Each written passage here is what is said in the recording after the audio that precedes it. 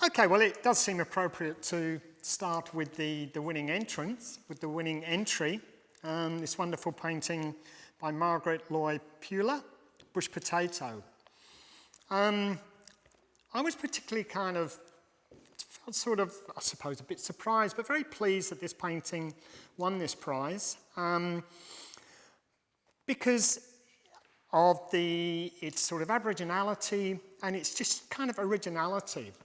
It's very interesting just to consider that with the Aboriginal paintings, that we're talking about a culture that goes back 50,000 years. It changes regularly with the advances of scientific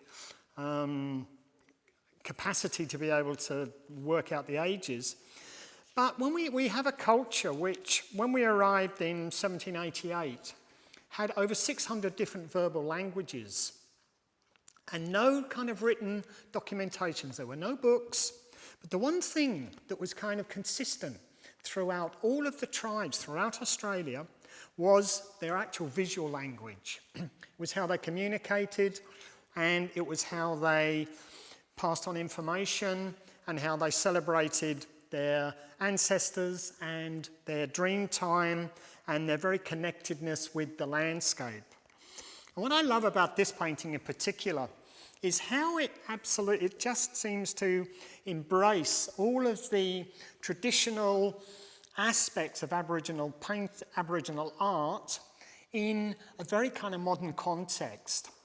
If we think about any Aboriginal art, we think about the cave paintings or the earliest bark paintings. I think we still have one, there's one in Sydney University that goes back to 1826. We look at the colours, the ochre, the white, the black, and the red ochre. And they characterise Aboriginal art up until 1972, really, when they introduced acrylic paints. Geoffrey Barden introduced acrylic paints. But what I love about this is that we still have those traditional colours. And those colours had a kind of symbolism for the Aboriginal peoples. The red ochre, which was obviously available in the land, stood for the blood of their ancestors that, because they went back into the land, stained the land, and the red soil that we're so familiar with was for them a symbol of their ancestors whose blood was in that land. The white, which came from kind of white chalks, white clay, stood for both their bones and for the mourning of their ancestors who had passed on. The black refers to their skin, the colour of their skin, and the yellow ochre to their sun and to the sun and for subsistence. These were all, of course, natural pigments.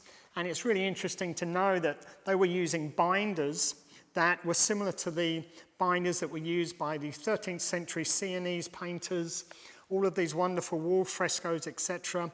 The Aboriginals used exactly the same egg, yolk, and honey binders that were used by the Europeans at that time. I love the fact that this painting kind of sparkles, that there's no kind of fixed horizon.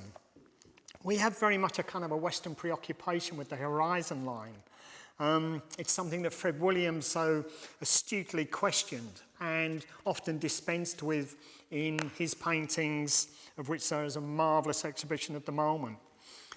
I think I certainly couldn't speak for Fred Williams, but this no fixed horizon had been something that the Aboriginals have been dealing with for many, many years. And although they were they would never have flown, it's remarkable how many Aboriginal paintings, and this one I think demonstrates it admirably, give us that kind of overall bird's eye view, as if we were in an aeroplane looking down. It's a wonderful kind of duality about this painting that we get that looking down to it, and yet at the same time we get these kind of suggestions of these passages that move us through from sort of delightful moment to delightful moment, and then really quite unexpected things happen. We see here how it actually joins, this kind of shape is actually joined, and yet here it isn't, which just poses so many kind of questions for me as to, well, Why not connect these, etc.? There's a sense of a void that occurs there.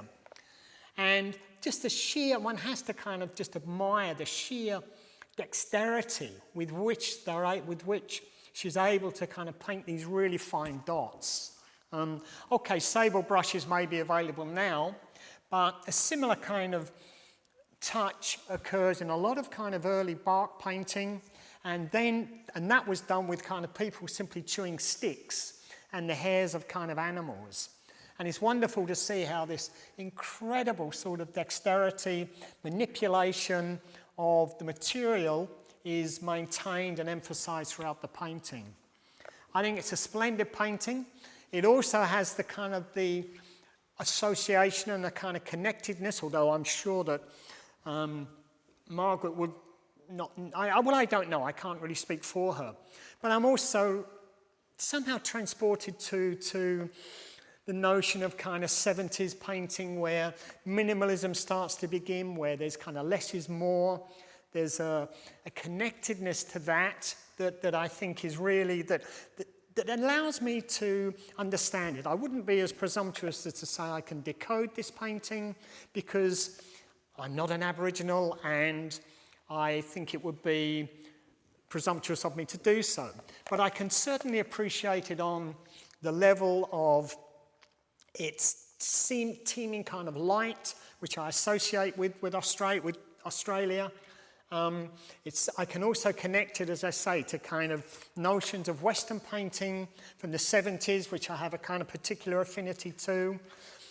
I'm intrigued by its kind of mystery. I'm intrigued by how it was done. I'm intrigued by how it makes me question all of my kind of Western notions of how a painting should be read. And I just really enjoy the painting, and I think it is an admirable winner of the Paddington Art Prize.